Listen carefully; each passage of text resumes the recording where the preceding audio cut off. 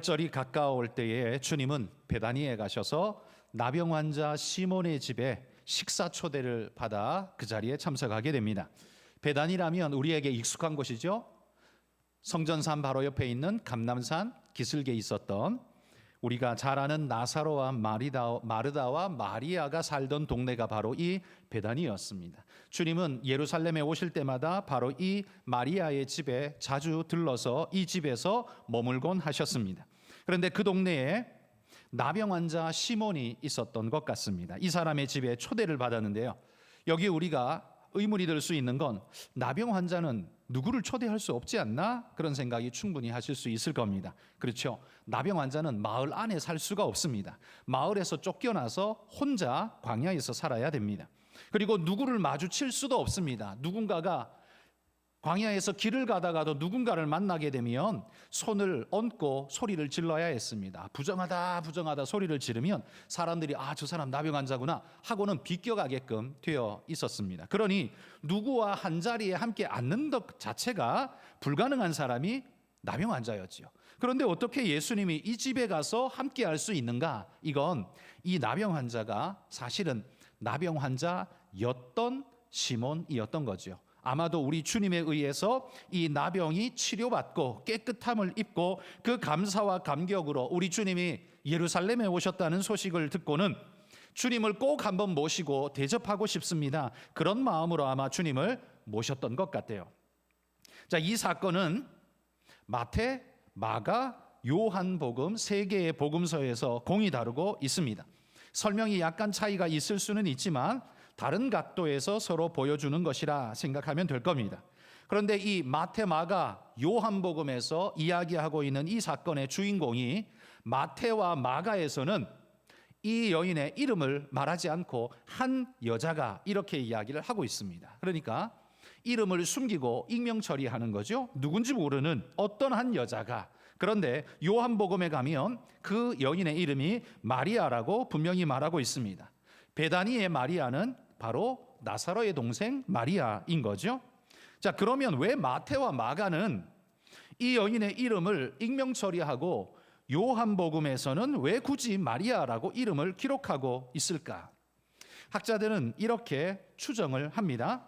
그건 마태와 마가복음이 쓰인 연대가 예루살렘 이스라엘이 멸망하는 로마에 의해서 완전히 멸망당하는 AD 70년 그 이전에 마태복음과 마가복음이 쓰여졌기 때문에 아직 유대주의가 강하게 팽창하고 있던 그 예수 그리스도를 십자가에 못 박아 죽인 자들이 실권을 쥐고 있었던 그 곳이기 때문에 예수님을 쫓고 그분을 따르는 어떤 자의 이름이 기록되어 회람되어진다면 이 사람을 잡아서 처단해야 된다라는 말들이 높아질 수밖에 없겠죠. 그래서 이 여인의 안전을 지키기 위해서 이름을 밝히지 않고 익명으로 한 여자가라는 말로 처리하지 않았을까 그렇게 추정합니다. 그럼 요한복음은 왜 이름을 밝혔냐? 요한복음은요, 예루살렘이 멸망하고 이스라엘이 완전히 멸망하고 난 다음에 AD 80년 혹은 90년경에 늦게 기록되어진 복음서이기 때문에 이미 그 위협이 사라진 상태이기 때문에 이름을 밝혀도 전혀 상관이 없다. 그렇게 생각해서 밝힌 것 아닌가 이런 추정을 합니다. 근데 이것뿐만 아니라 또 하나의 이유는 또 추정할 수 있는 이유는 그 당시에 유대 문화 자체가 여인들을 하나의 인격체로 온전히 존중하는 그런 시대가 아니었죠. 법정에 변호를 해도 여자의 변호는 가치가 떨어지는, 인정하지 않는, 숫자를 세어도 여자는 숫자 세지 않는 그런 시대가 바로 예수님 당시 유대 사회였기 때문에 그냥 이름 없는 것으로 처리하는 것이 특별하지 않고 그건 당연하게 그 시대에 받아들여졌던 일이다. 이렇게 설명을 합니다. 자, 어쨌든 이게 첫 번째 이유 때문이든 두 번째 이유 때문이든 혹은 우리가 모르는 세 번째 이유 때문이든 어찌되었든 상관없이 오늘 우리가 살펴볼 건 이렇게 예수님 앞에 나와서 값비싼 향유를 부어드리며 그의 신앙과 충성을 주님 앞에 보였던 이 여인의 아름다운 모습, 이 여인의 모습을 우리가 오늘 살펴보자는 겁니다. 이 여인이 예수님께 부어드린 향유는 순전한 나드 향유다 이렇게 소개합니다. 이게 순전하다라는 말 뜻 자체가 여러분이 인지하듯이 잡다한 다른 것이 섞이지 않은 불순물이 없는 순수한 그대로의 것이다 이렇게 이해하면 맞습니다. 왜냐하면 예수님 당시에는요 향유에다가 포도주를 섞어가지고 이렇게 파는 이들도 있었다고 합니다. 그러니까 여러 가지가 섞인 향유가 아니라 순도가 떨어지는 향유가 아니라 예수님께 드린 이 향유는 순도가 100%인 가장 순수한 것으로 드렸다는 거죠. 이건 드리는 이 여인이 얼마나 순전한 믿음을 표현하고 있는가를 보여주는 모습입니다. 그리고 그 여인이 드린 향유의 이름은 나드 향유라고 부릅니다. 이 향유는요 이스라엘 땅에는 나지 않는, 팔레스타인에는 나지 않는 향유입니다.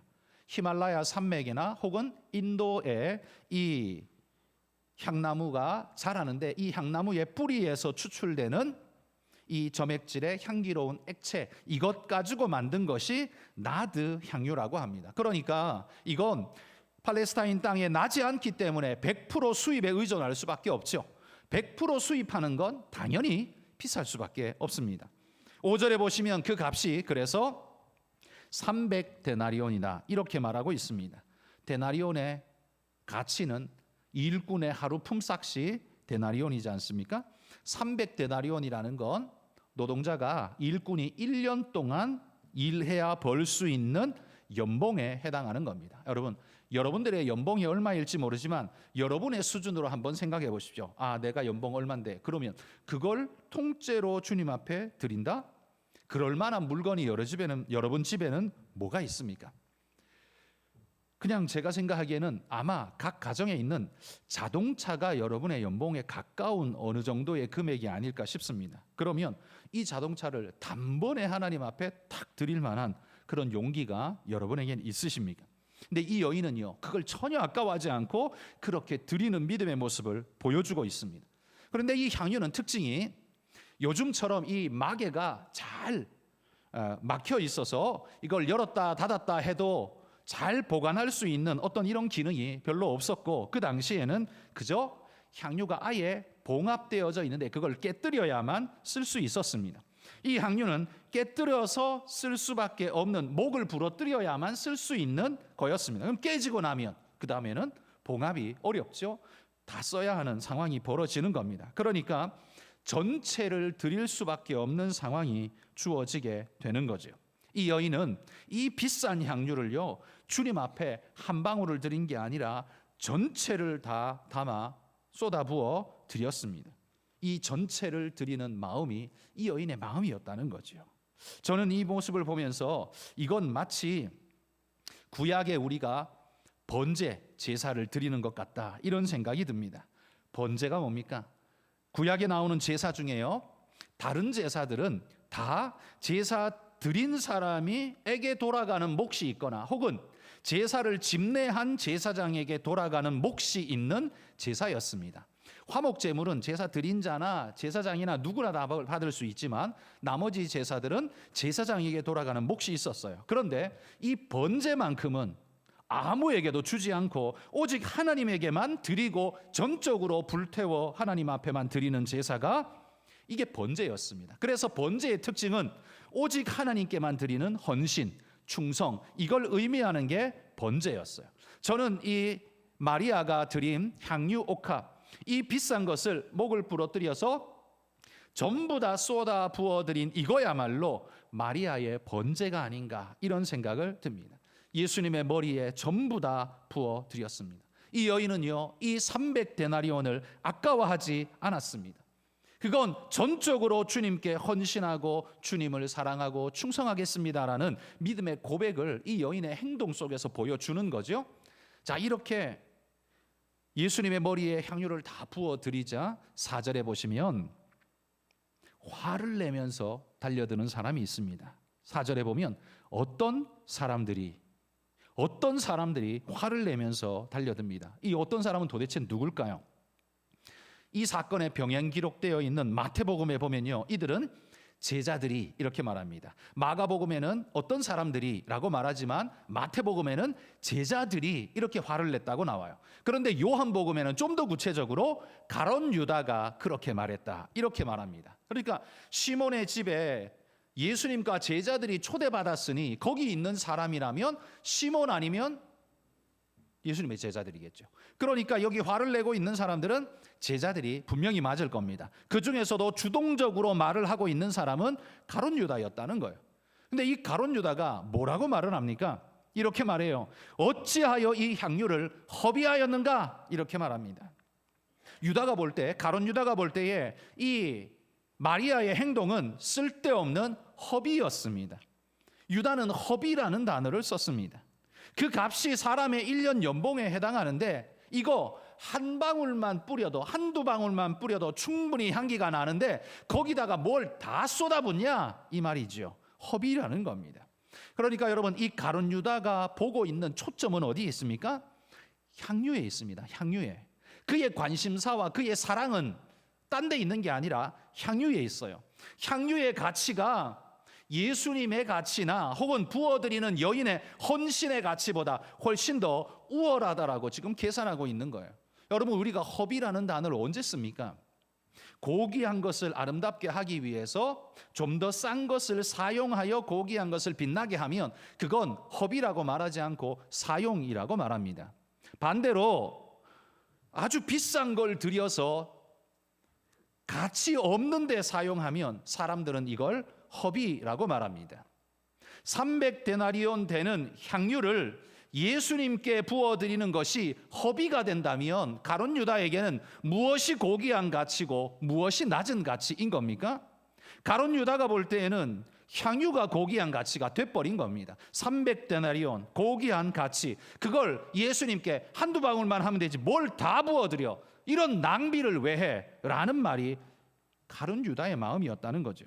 가룟 유다에게 있어서 가치는 뭐냐? 향유에 있었다는 겁니다. 예수님이 아닙니다. 이 여인의 헌신 같은 건 보이지 않습니다. 물질 가치에 함몰된 자의 눈에는요 예수님의 가치가 보이지 않아요.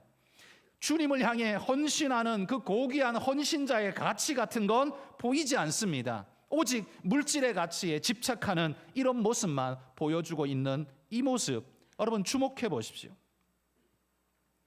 제가 사역을 시작할 때 아주 일찍 초기에 전도사 사역을 처음 시작할 때 저는 대구에서 전도사 사역을 시작했습니다. 고향교회에서 목사님께서 섬겨달라라고 요청하셔서 저는 전도사 사역을 1992년부터 4년 동안 그 교회를 섬겼습니다. 저는 서울에서 학교를 다니고 있었기 때문에 서울 대구를 주말마다 오르내리면서 다닐 수밖에 없었습니다. 그때 버스 값도 기억합니다. 그 당시에는 우등 고속이라는 게 없었고 그냥 일반 고속이었는데 5,500원쯤 했습니다. 그걸 매일 금요일마다 저는 수업 끝나면 짐 싸들고 대구로 내려가고 주일 끝나면 또 짐 싸들고 그 늦은 밤에 저녁 예배까지 다 드리고 그 밤에 서울로 올라왔습니다. 아니면 월요일 첫 차를 타고 올라왔습니다. 그렇게 매주를 그렇게 살았습니다. 그랬더니만 저희 아버지께서 저를 이렇게 말했습니다. 미친놈, 밥 팔아서 똥 사 먹으라 이놈아. 진짜 이렇게 말했습니다. 근데 저는 그 말이 서운하지 않았습니다. 왜? 이해가 되니까요. 왜냐하면 그 당시에 저희 아버지는 신앙생활 하지 않았습니다. 교회 나오지 않았습니다. 반대자였습니다. 아버지가 반대자인데 저희 형도 목사고 저도 목사입니다. 두 아들이 다 목회의 길을 간다고 했을 때 어쨌겠습니까? 저는 아버지의 마음을 충분히 이해합니다. 이렇게 말하는 것도 이해합니다. 밥 팔아서 똥 사 먹어라, 똥 사 먹어라. 자식한테 어떻게 이런 말을 할까요? 근데 그 마음은 이해합니다. 왜? 믿지 않는 사람의 눈에 볼 때요, 이 교회나 저 교회나 다를 바가 뭐 있어요? 그럼 네가 서울에서 학교를 다니면 그럼 서울의 교회에 사역하면 되지 뭘 대구까지 내려와? 아니 그런데 내려와도 그러면 좀 큰 교회 내려오든가. 근데 개척교회, 콧구멍만한 개척교회 이런 교회에 와서 네가 내려와서 네가 무슨 유익이 있다고, 너 배울 게 뭐가 있다고, 큰 데 가야 배울 게 있지 여기 무슨 배울 게 있다고 여기를 와? 그렇게 말씀하셨어요. 아버지 눈에는 이게 미친 짓일 수밖에 없었습니다. 맞습니다, 여러분. 일반인의 눈에 비친 저의 모습은 미친 사람처럼 보였을 겁니다. 그러나 저는 그게 실망스럽거나 원망으로 들리는 게 아니라 오히려 칭찬처럼 들렸습니다. 아, 내가 주님을 위해 이런 말을 들을 수 있구나라는 것이 저는 그 당시에 기뻤습니다. 원망이 없었습니다. 지금 욕을 먹고 있는 마리아처럼 저도 그랬다는 거죠. 저는 그런 순전한 마음으로 하나님께 저의 헌신을 드리기 원했습니다. 나를 가장 필요로 하는 곳, 하나님이 부르시는 곳에서 나의 헌신과 충성을 옥합처럼 깨어드리는 것, 이거야말로 나의 가치다. 내가 소중히 여기는 하늘의 가치다라고 저는 그렇게 생각했습니다.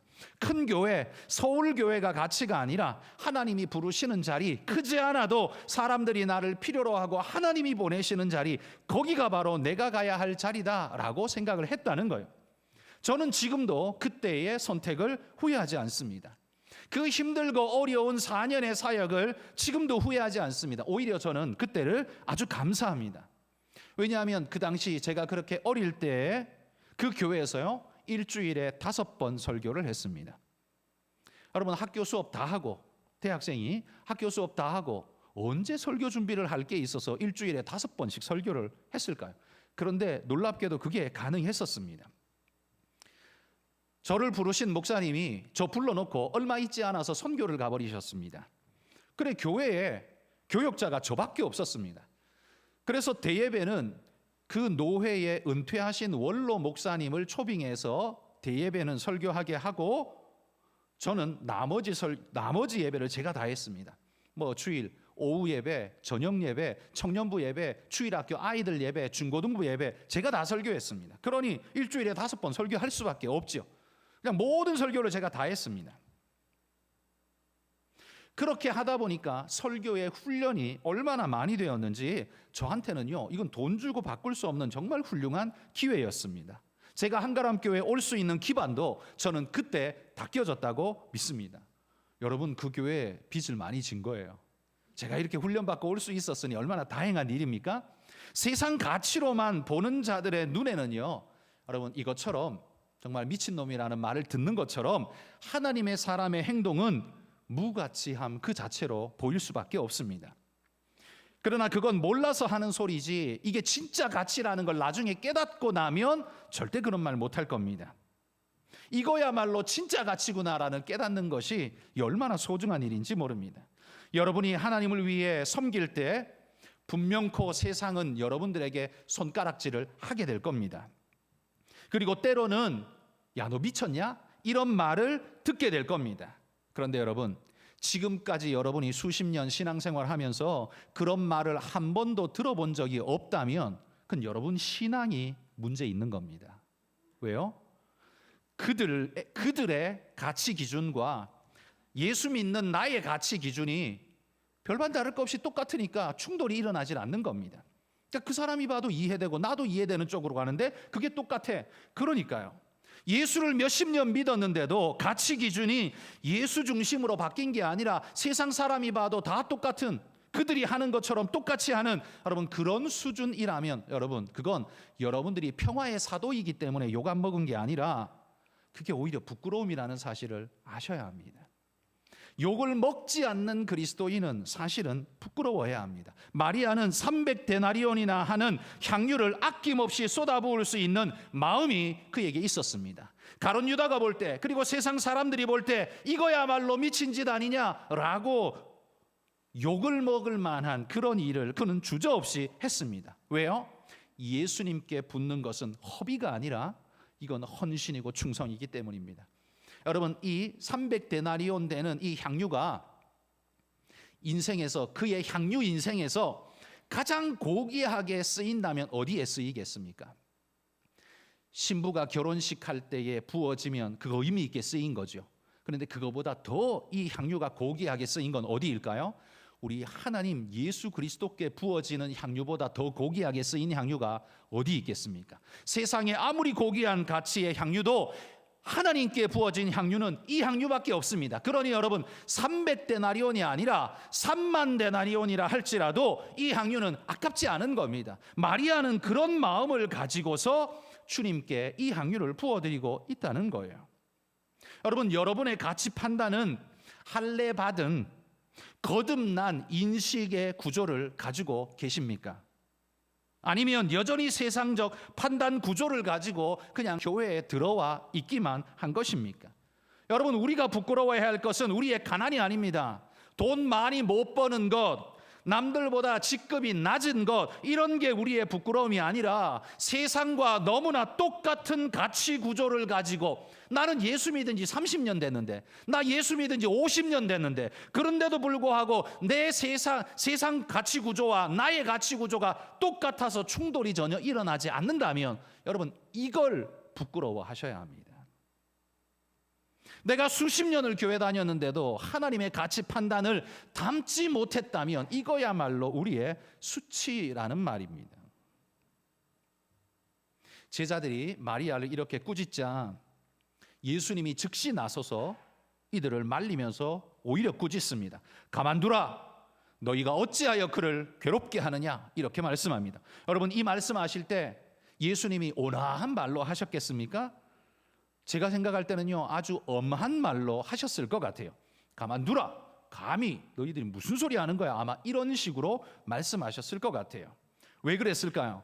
왜냐하면 마리아가 잘못한 게 하나도 없거든요. 오히려 잘했거든요. 오히려 꾸중 들어야 할 자가 누구냐 하면 허비하느냐라고 말하는 이 제자들이야말로 예수님께 꾸중 들어야 할 존재들이거든요. 여러분, 주님이 보실 때 이 제자들이 얼마나 한심했을까요? 제자라는 자들이 이렇게도 깨달음이 없고 옳고 그름을 분간하지 못하다니 예수님 마음은 아마 슬프셨을 겁니다. 그러면서 예수님은 이 여인의 행동을 칭찬하십니다. 그러면서 복음이 전파되는 모든 곳에 이 여인의 행동도 전파되어져야 한다라고 말씀하고 있습니다. 그래서 여러분, 이 여인은 한 번 행동한 건데 단 300데나리온 드렸는데 2000년 동안 칭송받는 자가 되었습니다. 여러분, 300데나리온 가치를 하고도 남지 않습니까? 300데나리온 가지고 2000년을 칭찬받으려면 여러분, 그 300데나리온은 그건 너무 싼 값인 거예요.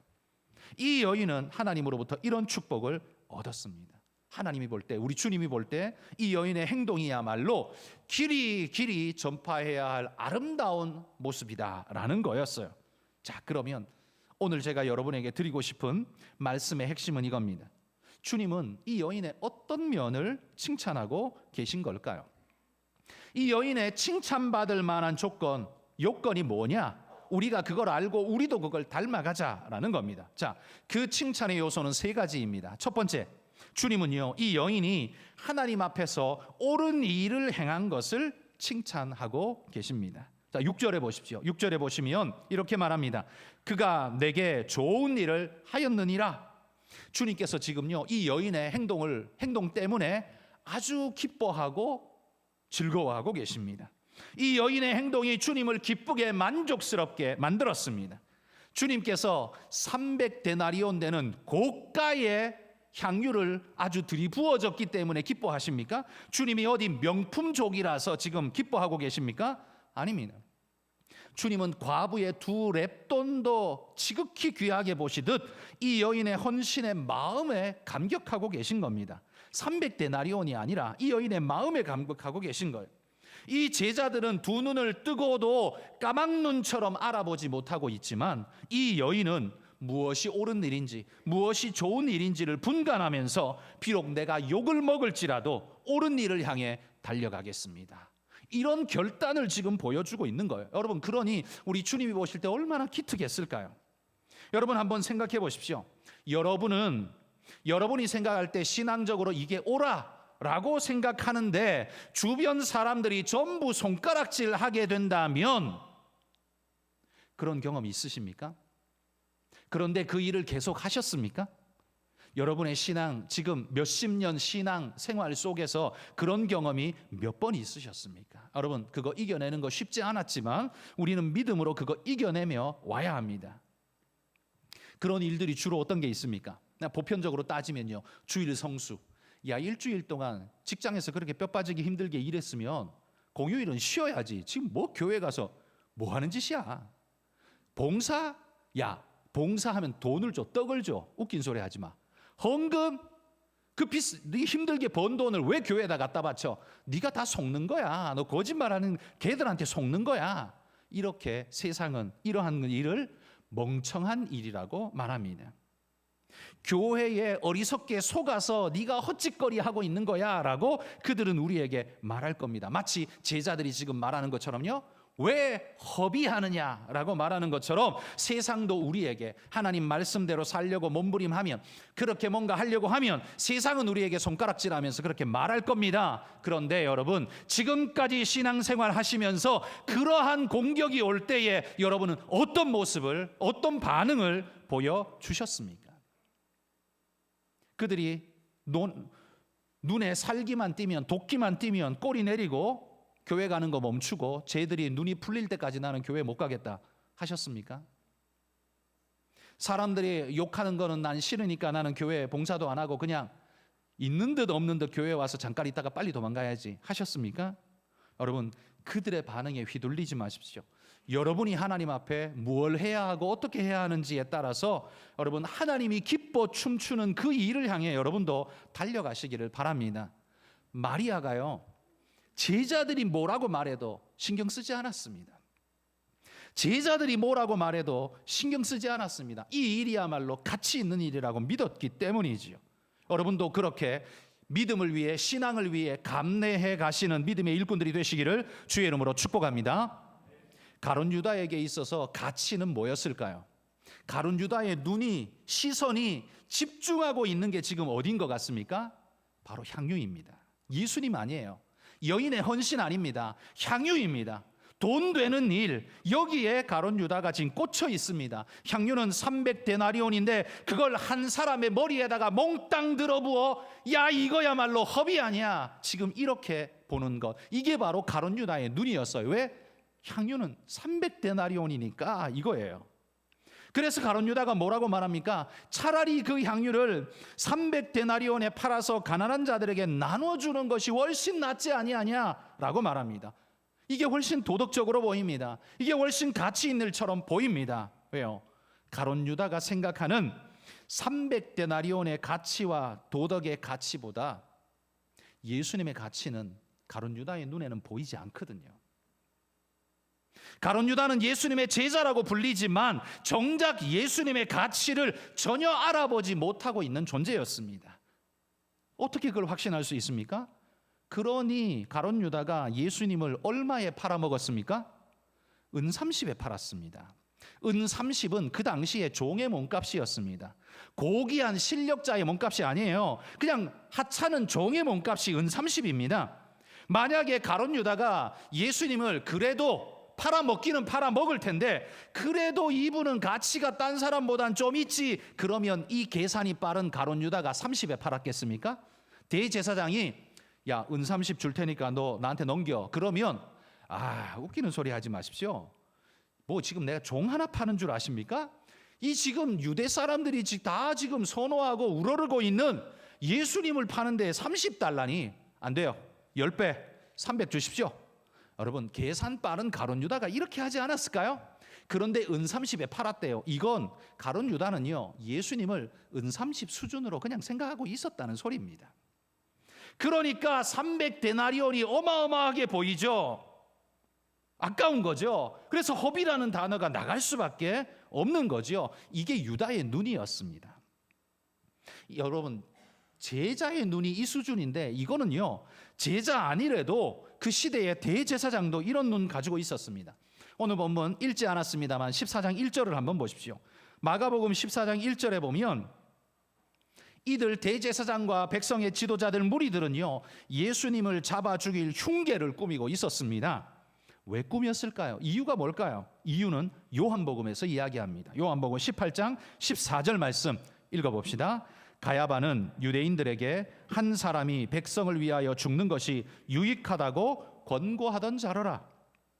가야바가 누구냐? 그 시대 대제사장입니다. 이 사람은요, 한 사람의 목숨을 주고 온 백성을 구할 수 있다며 이거야말로 가치 있는 일이지, 지금 이렇게 말하고 있는 거예요. 여러분, 이 말은 굉장히 설득력 있는 말 아닙니까? 누가 들어도 옳은 말이에요. 대제사장 가야바 역시 도덕적 옳음을 따르고 있는 것 같습니다. 그런데 정작 그의 말이 진짜 도덕적 옳음이냐? 껍데기는 도덕적 옳음인데 그가 추구하는 바는 뭐예요?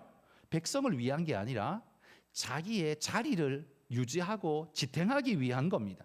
예수님이 인기를 얻고 자리를 차지하면 대제사장 자기는 값이 떨어지고 똥값이 되니까 저를 해결해야 내가 계속 대제사장의 고귀한 가치에 있을 수 있으니까 처리하기 위한 방편으로 백성을 들먹일 뿐이지 진짜 백성을 위하는 존재는 절대로 아닙니다. 이 대제사장도 그런데 가룟 유다는 어떻습니까? 그 300데나리온을 팔아서 가난한 자들에게 나누어주면 좋지 않냐? 여러분, 가룟 유다의 마음속에 가난한 자가 있습니까? 없습니다. 근데 왜 그 말 하고 있습니까? 그냥 갖다 붙이고 있는 명분일 뿐입니다. 자기가 원하는 건 뭐예요? 자기 주머니에 돈을 얻는 것, 그거 원하고 있을 뿐이에요. 그런데 포장만 그럴듯하게 도덕, 정의, 인류, 가치 이런 걸 그냥 붙여놓고 결국 속에서는 자기 욕구만 채우고 있는 가증스러운 모습이 오늘 가룟 유다와 대제사장에서 그대로 드러나고 있죠. 가난한 자에게 주는 게 낫다. 그 말이 진짜라면 자기 스승을 은 30에 팔아버리는 이런 패륜은 저지르지 않았겠죠. 여러분, 대제사장과 서기관들이 예수님을 죽이려고 혈안이 된 그 시대에 오직 베다니의 한 작은 마을에 이름도 나오지 않고 한 여자라고 불리는 이 한 여인 마리아는 예수님의 가치를 유일하게 알아봤습니다. 예수님의 12제자도 못 알아보는 그 가치를 이 한 여인, 제자라고 불리지도 않는 한 여인은 알아보고 자신의 300데나리온 옥합을 깨뜨려서 주님 앞에 모든 걸 드리고 있습니다. 여러분, 마리아의 이 행동이야말로 얼마나 가치 있는 행동입니까? 이게 좋은 일 아니면 무엇이 좋은 일이겠습니까? 가룟 유다의 좋은 일은요, 가난한 자에게 도덕적인 이야기를 하고 있지만 가난한 자 관심 없습니다. 자기 주머니 채우려고 하는 거짓 술책일 뿐입니다. 여러분, 오늘 마리아가 예수님이 볼 때 좋은 일, 옳은 일을 향해 가고 있는 그 모습을 주님이 칭찬해 주시는 것처럼 여러분, 사람들이 손가락질한다 할지라도, 세상이 뭐라고 말한다 할지라도 여러분, 주님께서 칭찬하시고 응원하시는 그 믿음의 길을 여러분 꿋꿋이 걸어가시기를 주의 이름으로 축복합니다. 포기하지 마십시오. 포기한다면 내 믿음이 가룟 유다 수준이라는 거고, 내가 포기하지 않고 간다면 내 믿음이 마리아 같은 믿음의 소유자라는, 하나님 앞에 인정받는 존재라는 의미일 겁니다. 예수님께서 이 마리아를 칭찬하는 두 번째 이유는 이겁니다. 그 마리아가 하나님 앞에 올바른 우선순위를 가지고 있구나. 바로 이걸 칭찬하고 있습니다. 여러분, 인생은 우선순위의 싸움입니다. 제가 여러 번 설교 시간 말씀드렸습니다. 사람은 누구나 자기 가치를 향해서 살아가는데 그 가치를 어떻게 세우느냐에 따라서 삶의 모습이 다 달라집니다. 돈 많이 버는 걸 가치로 여기는 사람은 수단과 방법을 가리지 않고 돈 많이 버는 쪽으로 인생을 설계하게끔 되어 있습니다. 그러나 돈이 아니라 의미 있는 일, 인류애를 발휘하는 일, 그 일이야말로 가치 있다고 여기는 사람은 돈 안 되지만 그 일을 향해서 자기 인생을 설계해 나가게 될 것입니다. 이게 인생이 자기 가치를 어디다 세우느냐에 따라서 삶의 모습이 달라지는 거죠.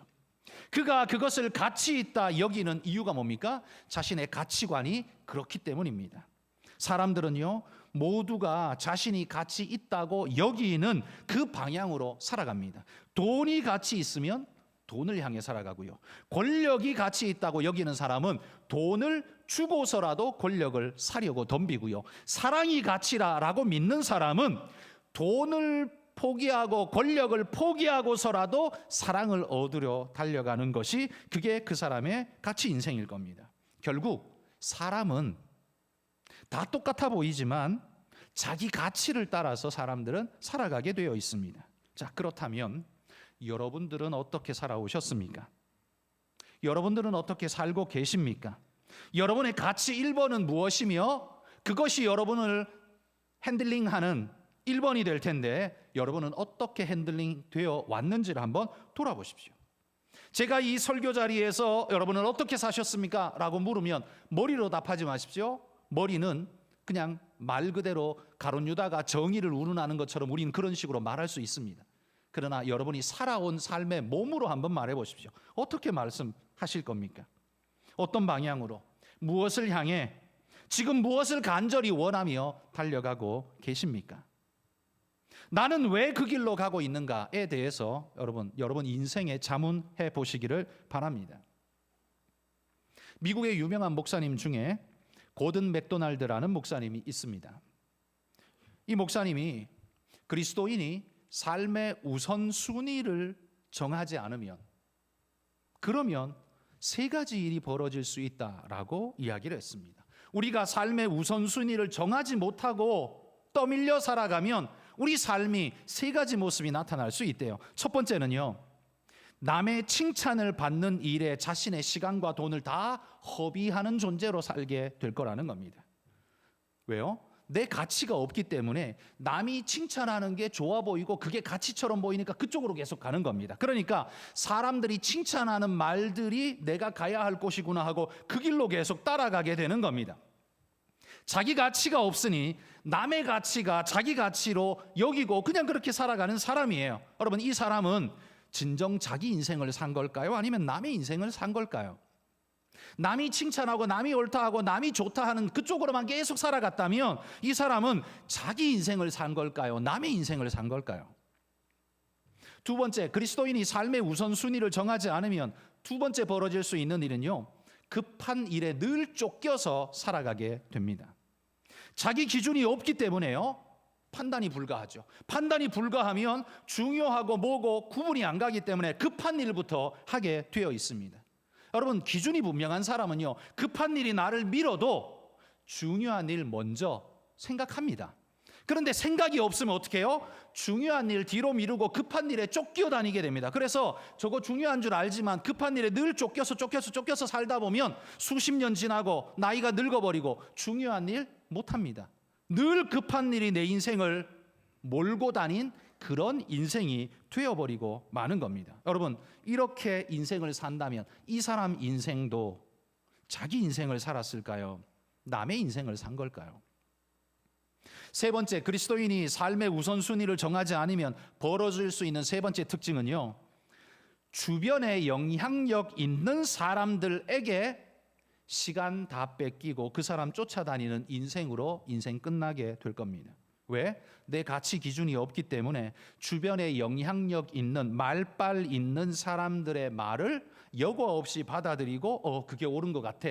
왜? 나는 생각이 없으니까 그 사람 말이 옳은 것 같아.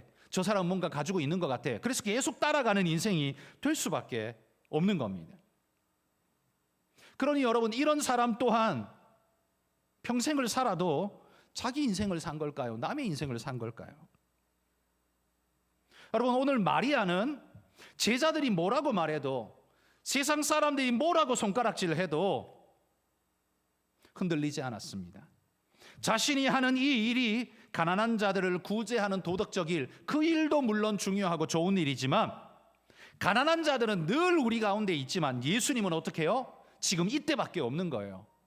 지금 이때를 넘기면, 이때 못하면 예수님은 가시기 때문에, 떠나시기 때문에 이 마리아에게는 지금이 가장 중요한 시기. 그래서 예수님께 그 모든 걸 드리는 겁니다. 주님의 가치는 향유 가치의 수백만 배이기 때문에 마리아는 그걸 전혀 아깝다 하지 않았습니다. 여러분 인생을 돌아보며 이렇게 한번 자문해 보십시오. 여러분은 여러분의 피 같은 돈을, 재산을, 그리고 시간을 어디다가 쏟아붓고 살아가고 계십니까? 그게 바로 여러분의 가치관입니다. 멀리 찾아갈 것 없이요, 여러분이 시간과 돈을 가장 많이 쏟는 곳, 거기가 바로 여러분의 가치관이에요. 사람은 그럴 수밖에 없습니다. 무엇인 것 같습니까? 주님께 좀 가까이 다가가는 것 같습니까? 깊이 돌아보시고 우리의 인생이 가룟 유다에 떠밀려가는 인생 말고 마리아처럼 바른 길을 옳게 가는 그런 인생이 되실 수 있기를 축복합니다. 마지막 세 번째, 주님이 칭찬하는 마리아의 모습은 뭐냐 하면 주님의 심정을 헤아릴 줄 아는 그 마음을 주님께서 감격해하고 계신 겁니다. 칭찬하고 계신 거예요. 여러분, 여기 말씀해 보면, 오늘 말씀해 보면 마리아가 그냥 부었다라는 걸로 나오지만 요한복음에 가면 이 여인이 울면서 예수님의 발을 닦고 하는 이런 어찌 보면 좀 비참해 보이기까지 하는 모습을 보입니다. 왜 울고 있었을까요? 생각해 보신 적 있습니까? 우리는 이런 장면을 만나면 10중 8구 이렇게 생각합니다. 이 여인이 죄가 되게 많구나, 자기 죄 때문에 그렇구나 라고 생각할 겁니다. 그러나 여러분도 알다시피 귀신 들린 막달라 마리아 말고 여기 나사로의 동생 마리아는 함부로 살았던 사람이 아닙니다.